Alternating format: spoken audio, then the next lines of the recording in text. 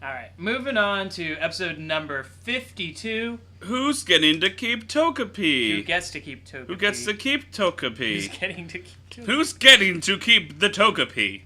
By the way, it's appropriate that this is episode 52 because that's Meowth's Pokedex number, and it's kind of a Meowth heavy episode. I didn't know that. Yeah. All right, that's cool.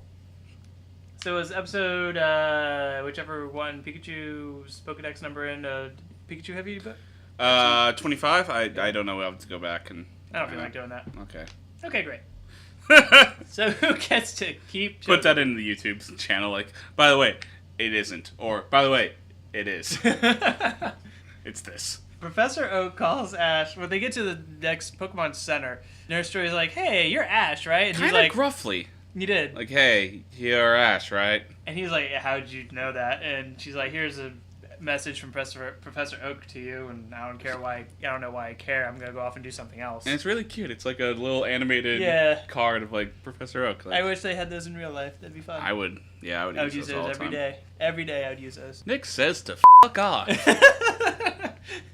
Nick's waving his arms in a robot fashion while he says that. It's pretty funny. So he calls Professor Oak, and Oak is like, "Hey man, how you doing?" And he's like, "Hey, is that my Muck there?" And Muck like goes on top of Professor Oak, And he's just like, Muck. Muck. And I was moving like, up and down. "Oh my God, what is Muck doing to Professor Oak?" Dear God, no! This is a children's show. And this is how we open this episode. So Brock Oak reverses, says, "Get off!" And then he pins Muck, and then it's just a whole bunch of thing. By the way, Misty tells Oak that she's doing fine, but they've never met. Yeah. Does he say that? Does he say, "Who are you"? No. Or was that you that said that? I said that. I said that in the exact tone that Oak would have said it in. We've never met. Well, okay. How are you, Ash? Misty's like, "I'm good." "All right, who the are you? Get away. Not talking to you." Shut up. That's great, random stranger. Quit talking to me. I don't even know my own grandson's name. Don't give me more names to try and confuse. It's hard enough.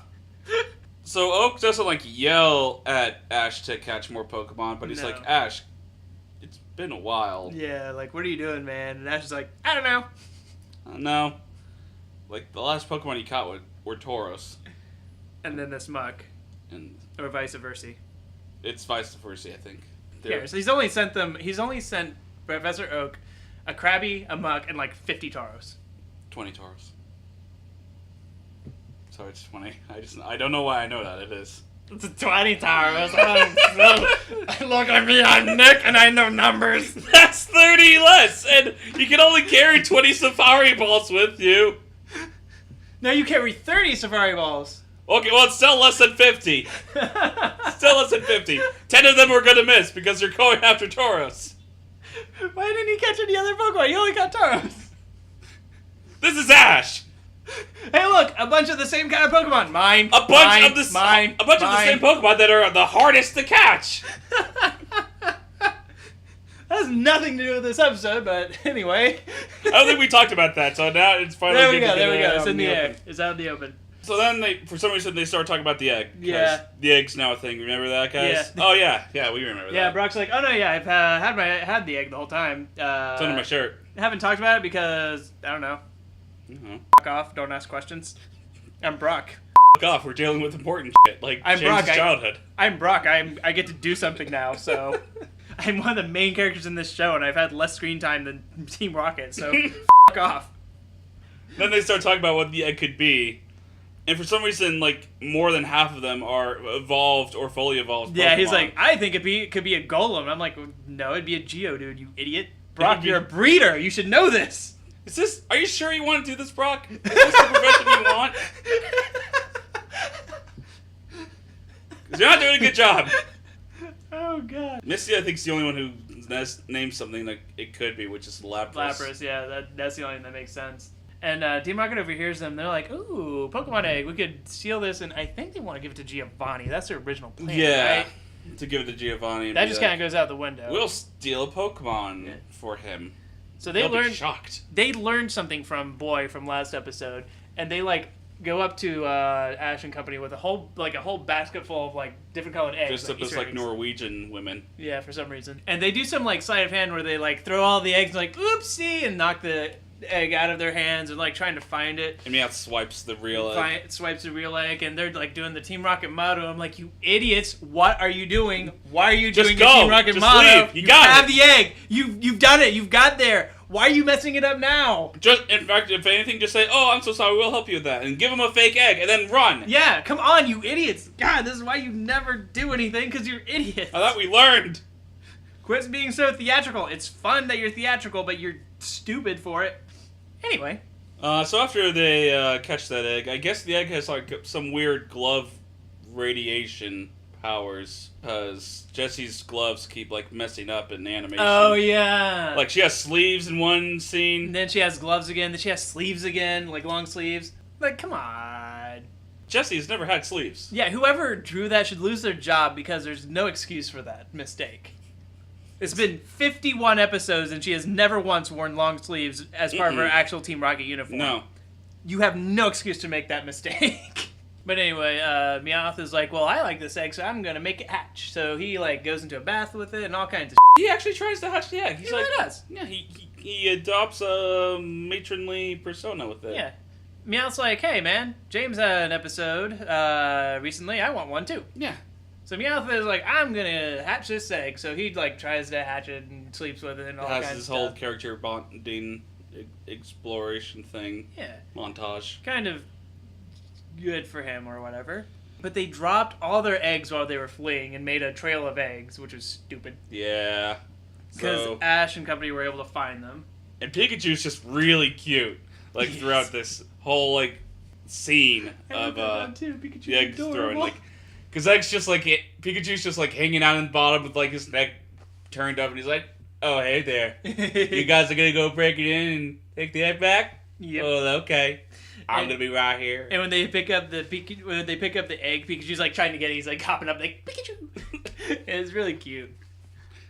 Pikachu just every once in a while it's just like I'm gonna be adorable. Yeah, exactly. It's like I can do it.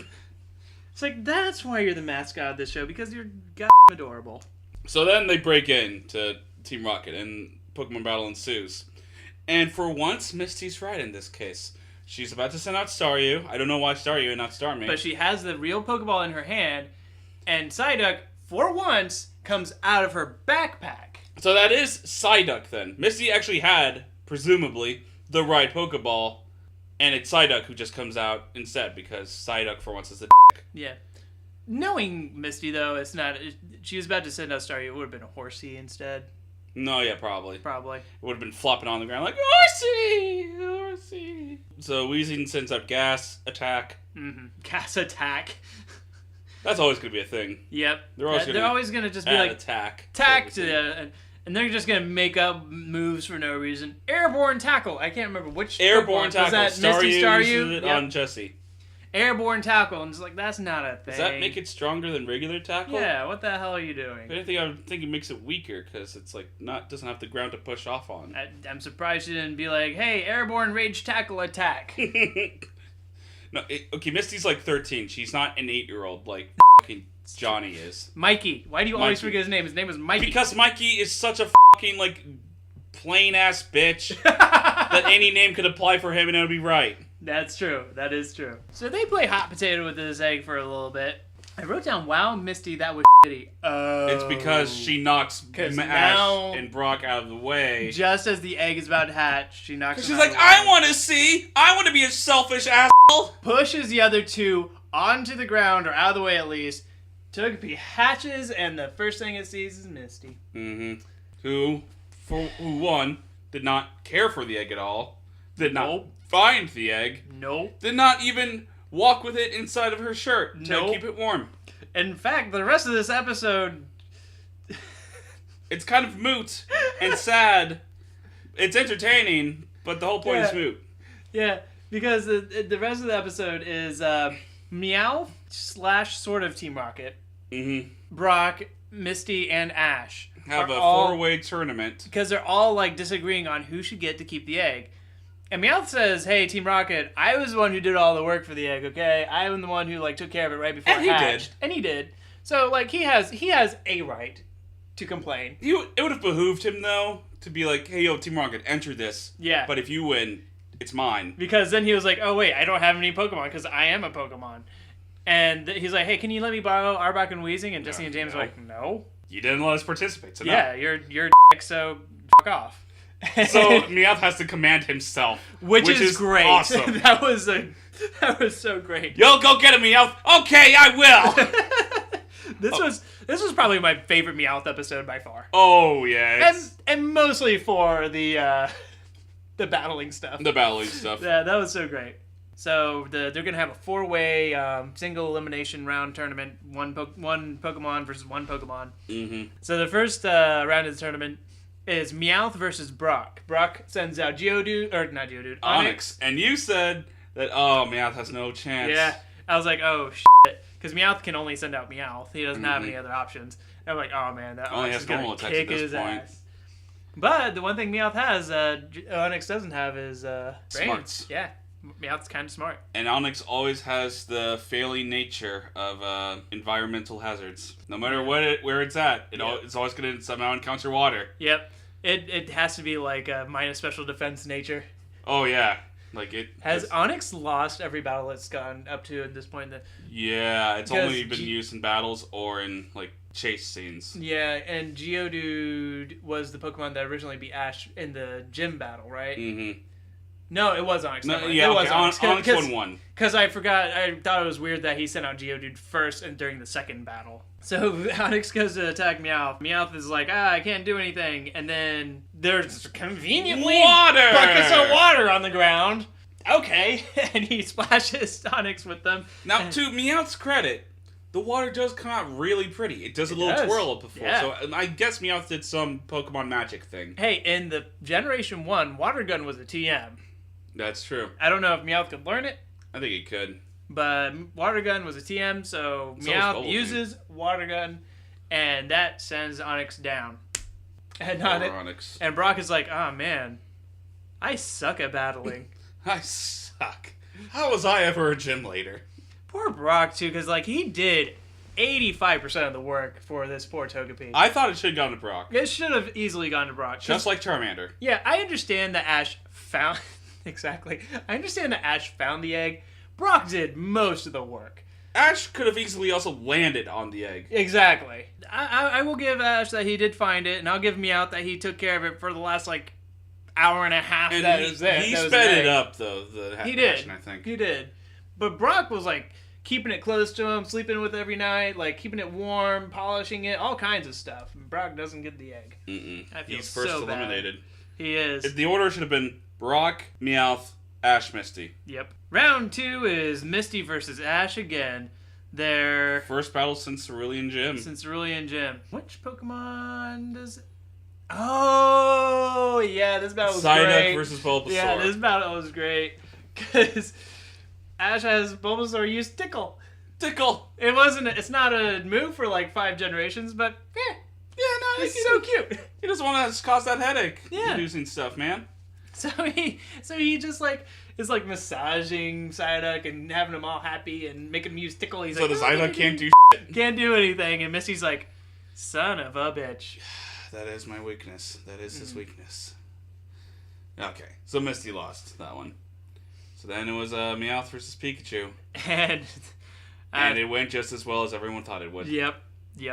I mean, to be fair, Meowth has done very well up to this point, but it's Ash's fucking Pikachu. Like, that thing is, like, level 80 by this point. It's going to lose. It's going to lose. Ash is one of those trainers that only really trains one Pokemon, so he's lost already. Poor Meowth. Yeah. So Ash wins, therefore Ash gets the Togepi, except not really. Because Misty had to be a bitch earlier, knock some people out of the way, steal the first sight out of Togepi's eyes, and therefore imprinted herself onto Togepi. Therefore, Misty is the only thing that Togepi will respond to. The only person Togepi will respond to, really. And now Misty has Togepi.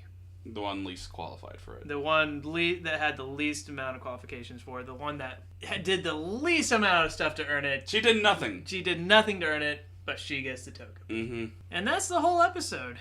How many Voltorbs did you give this one, Nick? I gave it 3. Did you? I would have given it 4 if it did go to Brock or Meowth. Mm-hmm. But I'm not going to reward a vicious, selfish... Misty just doing nothing and getting Ginger, lazy ass. Yeah. To raise a child. We've got so that we just do not like Misty. Yeah, no. Her voice actress is phenomenal. That's something we never really talk about in this podcast that much, and we should. The voice acting is so good. It is. This is genuinely one of the best voice acted like shows I've seen. Like the dubs for Pokemon are glorious. Yeah. Like there are scenes, even in like the really bad episodes that we watch, for the most part, the voice acting is still like above and beyond what you would see in other shows. And even the characters we hate. Their voices match them. Yeah, like they do so well. Like it's so good. Except for the few times when they have like this like side random character. accents. Yeah. Like why is he Australian? Yeah, exactly. Or that one dude who's like the toll bridge guy, and he's like, "Hey, I get to do a funny voice," or stuff like that. Or when 3 characters sound almost exactly the same in one episode. Yeah. It's like but the main cast that they get are so good. Mm-hmm. And that's the only reason why Misty is watchable in the show. Because her voice fits her character. Mm-hmm. So kudos to that. I gave the episode 2.5 Voltorbs. I could not give this one an outright passing grade of 3 because Misty did not deserve that Togepi. Like, and I just don't think it shows any good like character in any way for her to get the Togepi. Like, it doesn't really tell a good story, and it doesn't really with her getting the Togepi, it doesn't really tell a good story, and it doesn't really teach any good values or anything. So to be fair, I think in future when Misty has the Togepi, she is very nice to the Togepi. That's good. And she knows how to treat the Togepi well. Mm-hmm. It's magic though. Like, I don't know where it came from. Yeah, I mean it's good and everything, but that's not for this episode. That's outside this episode. That's true. Yeah. That's true. Within this episode. Yeah, like there's no reason for her to have it, and I just from a storytelling perspective, it just doesn't make sense for her to have it. I understand the reasoning that they gave, but it doesn't make sense. Also, like, the whole thing with the hot potato egg in the cabin was, like, kind of drawn out and didn't need to be that long. And I think it was only like 3 minutes. Yeah, but for a 20-minute runtime show, 3 minutes is a long time. But I also didn't think, like, it was a particularly bad episode either, because, like, there were some really funny moments. I loved, like, Meowth, like, commanding himself in the battle. Raising the egg. We needed, like, a Jessie episode. Yeah, we haven't had it. Well, we sort of had one with the Snow Mountain thing? The Jinx one. The Christmas one. We need a better Jessie episode. True that. All right, well, that was our 4-episode anime review. 4 episodes, and I think that was a good-ass range. That was a really good range. I had 2 3s, 1 2, and 1 4. I had my first 4, might I add. Yeah. My first 4, I had 2 2.5s, and I had a 1.5. So I kind of got the gamut a little bit. Yeah, there you go. Moving on. Pokemon of the week. We're gonna talk about Pokemon that may or may have not been raised by either one of us. Maybe, I don't know. Either way, you're gonna hear about us. Talk about it if you're listening to this podcast. You ready for that number? Yeah. 73. 73. Alright, 73 is Vaporeon. Alright, so Vaporeon. You like this Pokemon, Nick? I mean, it's there. It's there. Of the original 3 Eevee evolutions, it was my middle again. Yeah. I like the idea that it's a mammal that evolves into a fish mammal. Yeah. It's kind of as with any other evolution, it's the epitome of its type. That is true. Solid, bulky, decent special attack water Pokemon. That is true. It's hard for me to pick a least favorite Eevee evolution because I think they're all like really well designed and they all like fit their types really well. I really like Vaporeon, but I don't use mine a whole lot. I want to redo its like Eevee distribution.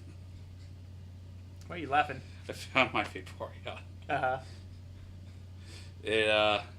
You keep talking about yours. I'll tell you what mine has. Okay, great. So I've raised a couple of Vaporeons competitively actually, but I think I mostly just kind of redid. No, the first one I did was like a choice spec set. Mm-hmm. And I didn't like it because its IVs ended up being really bad. Later on, I found, but it was like that one was like Scald, Hydro Pump, Ice Beam, and Shadow Ball. Yeah, that's a good. It's a good mix. Yeah, it's a decent mix of moves, but I ended up not liking it because, like I said, the IVs were not very good. So I raised a new one, and this one was more like Acid Armor, Aqua Ring, Scald, and I think Ice Beam. So like a supportive. A bulky supportive one. And with my evolutions I have now, the first ones I did, I maxed out their max stats, like the highest stats. So like HP and special attack for Vaporeon, speed, and probably special attack for Jolteon and stuff like that. Just to kind of like get a feel for them. I'm gonna redo Vaporeon again, I think, and probably make its defense a lot higher because defense is where Vaporeon suffers the most. Its base defense stat is only 60. Ew, yeah. Surprisingly, no. What's its base attack?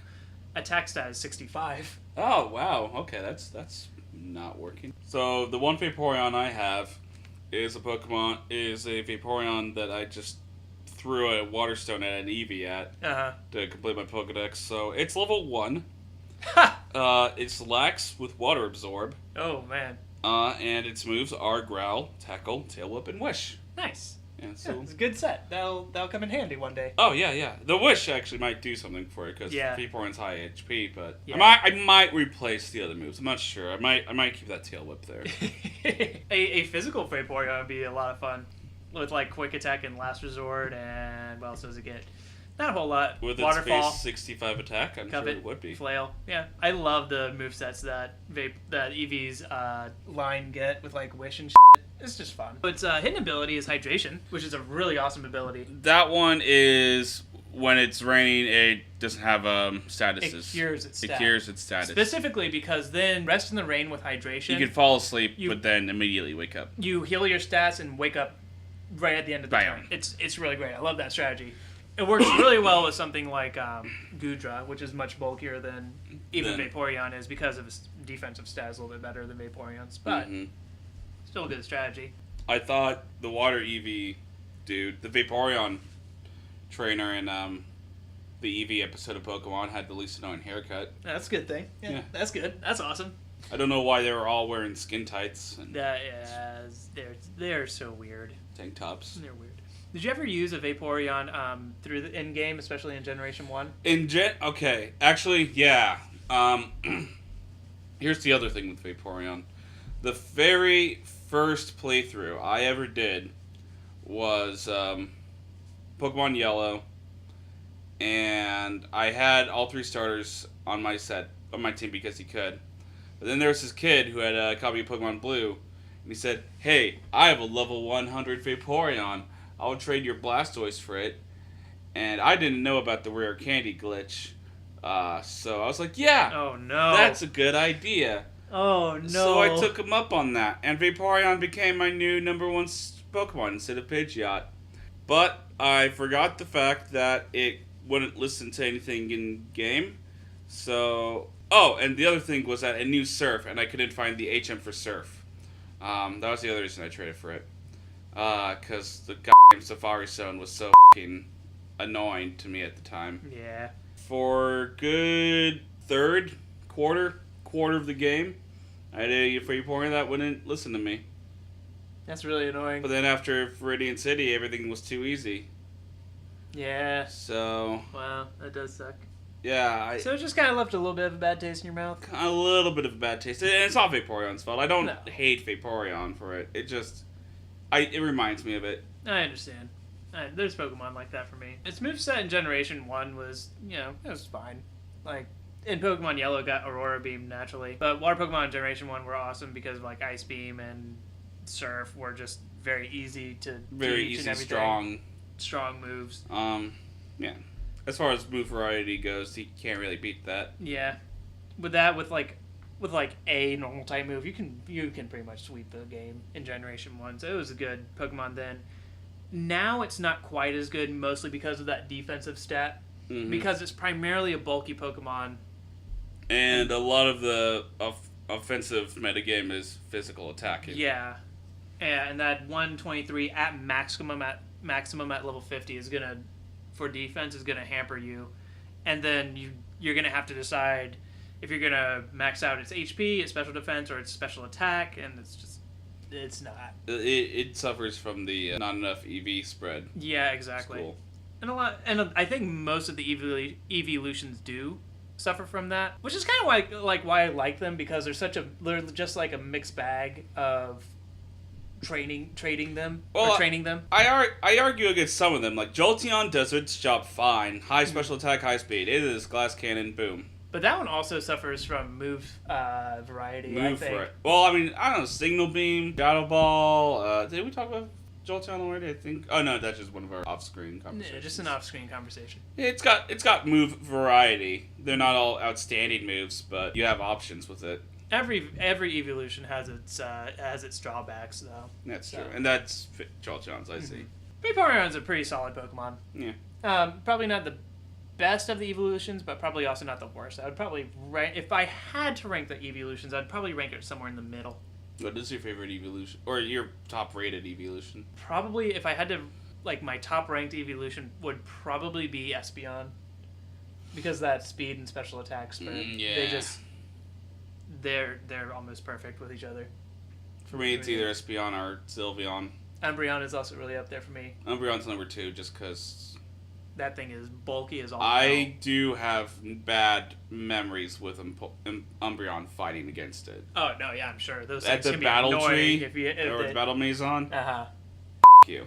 No. No, Toxic it, man. That's the battle Maison. I don't use Toxic. Well, I do, so it never is a problem for me. Just Toxic it is dead.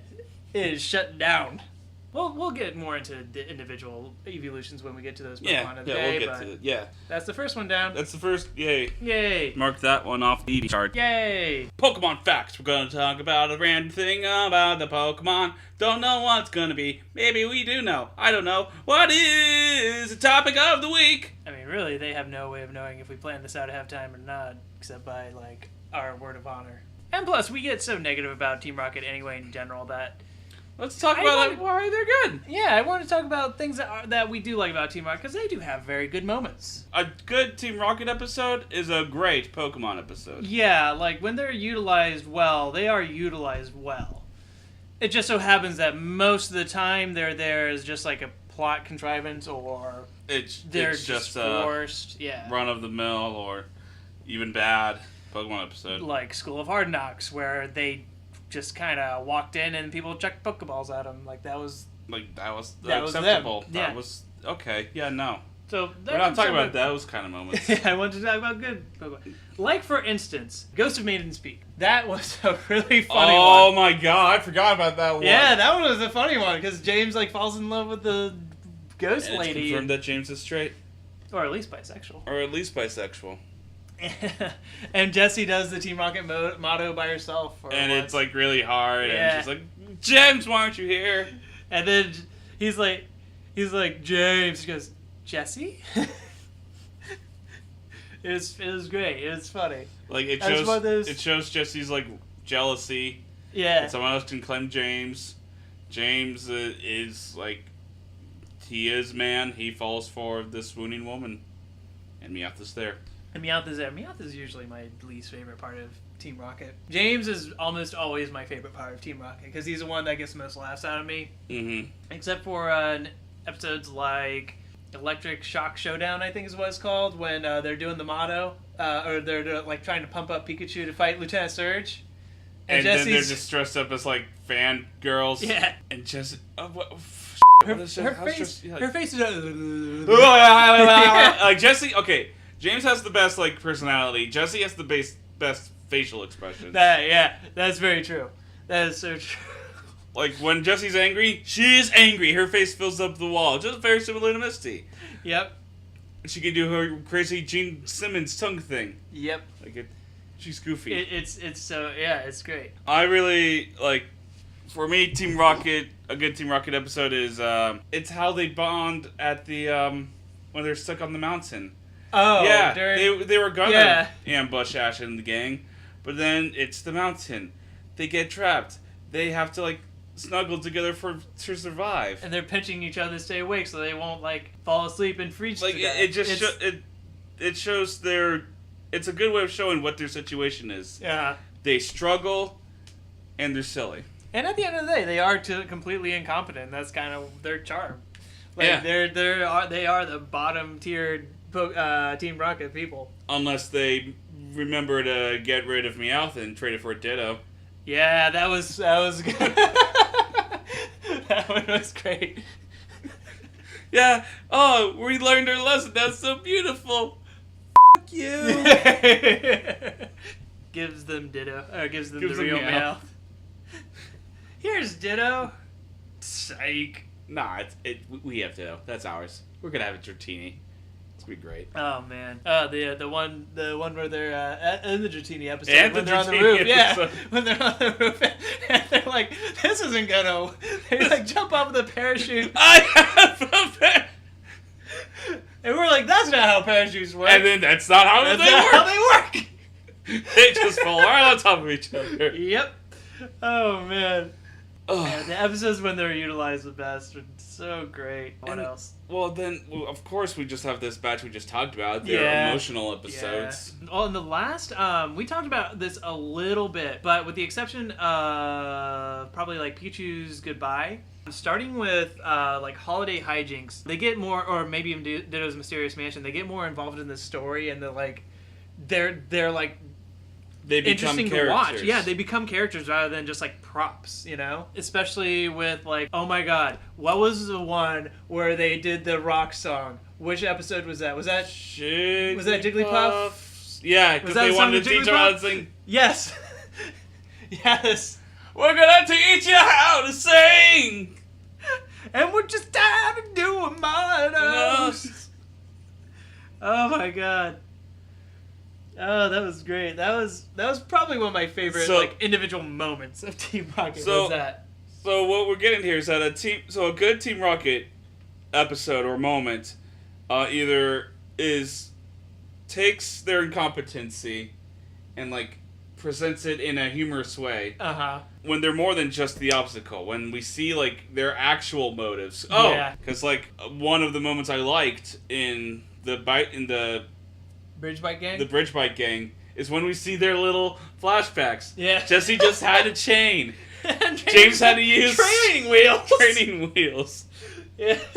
And then their introduction in that one is they're on unicycles and they sort of like a little obstacle course. Only losers use bicycles, guys.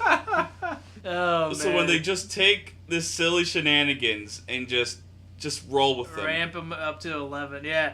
When they just take Team Rocket and they just like let Team Rocket be Team Rocket instead of trying to be like bad guys. Like when they're introduced. Because that's really annoying is when they are, ironically enough, when they are the villains like of the episode, it's so much more annoying because it feels such like it's forced. Yeah, so forced because they're just goofy. The only time it worked was when was with Mikey, Johnny, whatever the his name is. Yeah, because they were actually competent for once. We're champions! Champions don't lose! And then they lose. And then they... and also with Paris, when they're trying to... raise him? When they're trying to train the Paris, and Meowth's like stomping on Arbok's tail and smacking Weezing in the face and stuff. Good times. Good times, Team Rocket. Yeah. I know they're really good in the movie. I remember them... I'm looking forward to watching the movie with Team Rocket. Oh, I guess now would be an interesting time to tease the fact that soon we are going to be reviewing Pokemon the first movie. It's not going to be after this podcast, but I think about 2 podcasts from now we're going to be reviewing Pokemon the first movie, Mewtwo Strikes Back. So okay, here's a question that the audience have, and so do I. Are we simply reviewing the episode? Movie? Or maybe we could do a sort of a riff tracks version that one could play with the movie. See, I was thinking about doing a review as part of the official podcast, like in the official podcast lineup. Mm-hmm. The riff tracks can just be a side project that we have as well in addition. Oh, okay. But then there's also the drinking game. And then there's also the drinking game. And there's just a lot that we can do with the movie because the movie is just so ripe and full of stuff to do. I'm excited. I'm excited for our first movie. Our first movie, which is Pokemon the first movie. Mewtwo Strikes Back. Mewtwo Strikes Back. Put down the dough! Well, until then, Thanks for listening, guys. We appreciate it. There's a Facebook page now. I don't know how to spread it to more than friends at this point. We'll figure it out, though. I'll go to night classes. Learn the trade. Any last thoughts on this episode, Nick? If you meet a Pokemon in your childhood, by the time you're an adult, if it's not evolved, you failed. Reference to the gloom from Erica's gym? Yeah. No. That's fair. Anyway, bye, guys. Bye, guys.